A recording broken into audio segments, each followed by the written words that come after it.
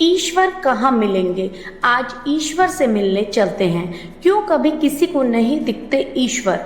इतनी पूजा उपासना के बाद भी आज तक ईश्वर के दर्शन क्यों नहीं हुए? ईश्वर से नाराजगी ना रखें। अक्सर लोग कहते हैं कि भगवान हमारी नहीं सुनते, भगवान नजर नहीं आते और ना ही भगवान को आज तक किसी ने देखा है। ऐसे कई सवाल इंसान को उलझाते रहते हैं, लेकिन फिर भी हमारा अधिकतर समय भगवान की स्तुति में लगा रहता है। ऐसा क्यों होता है, इसे आज हम जानेंगे। ईश्वर हैं और वो कई रूप में है, लेकिन हम उन्हें नज़रअंदाज कर जाते हैं। हम जब भी अपने जीवन में कुछ नया शुरू करने जाते हैं तो बोलते हैं कि हे भगवान, अब ये काम कैसे करूँगा? हे भगवान, पैसा तो खत्म हो गया। हे भगवान, समय निकल चुका है, अब परीक्षा कैसे होगी? हे भगवान, मेरे बच्चों का क्या होगा? भगवान हमें बचा ले, भगवान हमारी मदद करना। ये सब हमारे मुंह से क्यों निकलता है जब हम ईश्वर को देख ही नहीं पाते, उन्हें आसपास महसूस नहीं कर पाते? फिर क्यों बार बार हमें भगवान याद आते हैं? दोस्तों, ये सब सच तो है, लेकिन आपको ये जानकर हैरानी होगी कि जब भी आप कोई काम करते हैं तो उसके पीछे आपका एक अलग नज़रिया होता है कि आपके दिमाग और शरीर ने उस कार्य को पूरा किया है, लेकिन ऐसा नहीं है, क्योंकि उस कार्य को करने वाली शक्ति ही भगवान का एहसास है। यानी आप जब भी कोई कार्य का मन बनाते हैं और उस कार्य को करने में जितना भी समय लगाते हैं, वो सब आपकी कार्य शक्ति को इकट्ठा करने के लिए भगवान का दिया आशीर्वाद ही होता है।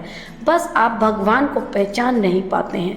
भगवान का एहसास हमें जल, थल, आकाश, वायु, अग्नि, प्रकाश, सूर्य, गर्मी, ठंडक में होता है, लेकिन हमें पता नहीं चलता। अब आप कहेंगे कि ये सत्य नहीं है, भगवान इनमें कैसे विराजमान हो सकता है? दोस्तों, यही तो सत्य है। हर गतिमान वस्तु, व्यक्ति और उसकी शक्तियाँ सब ईश्वर का ही हिस्सा हैं।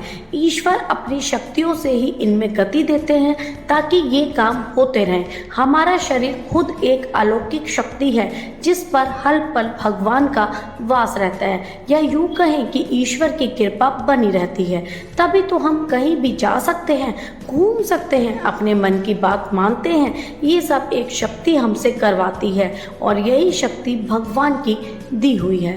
लोग जब दुख में या परेशानी में होते हैं तभी उन्हें भगवान का स्मरण याद आता है कि भगवान हमारी मदद करना, हमें बचा लो, अगली बार से ऐसा नहीं होगा। जब सब ठीक हो जाता है तो भगवान को भूल जाते हैं, लेकिन जो कार्य आपने किया उसमें लगने वाली शक्ति ही भगवान का रूप है, जो आपके मस्तिष्क और शरीर को गति देती रहती है।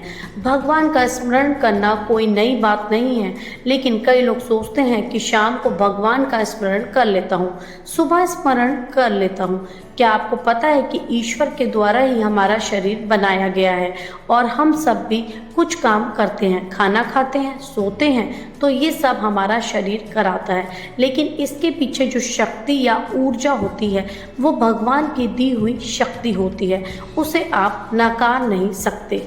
ईश्वर हमें हर रूप में रोज़ाना नज़र आते हैं, लेकिन हम उन्हें पहचानते नहीं।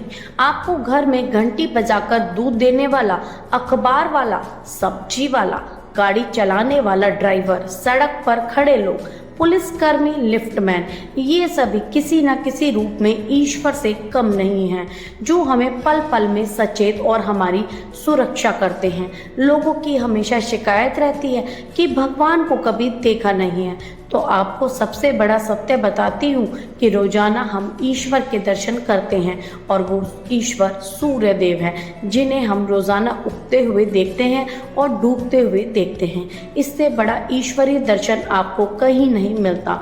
उनकी किरणें जैसे जैसे फैलती जाती हैं, आपके शरीर का स्वरूप बदलता जाता है। कभी महसूस किया आपने, संसार में एक ईश्वर स्वरूप सूर्य देव हैं, जिनके दर्शन मात्र से ही आपकी दिनचर्या शुरू होती है। है। रोजाना सूर्य को झुककर प्रणाम करें, उन्हें जल चढ़ाएं, सूर्य उपासना करें, सूर्य मंत्रोच्चारण करें और सूर्य की पूजा करें। इससे बड़ा प्रमाणित ईश्वर दर्शन आपको कहीं नहीं मिलेगा।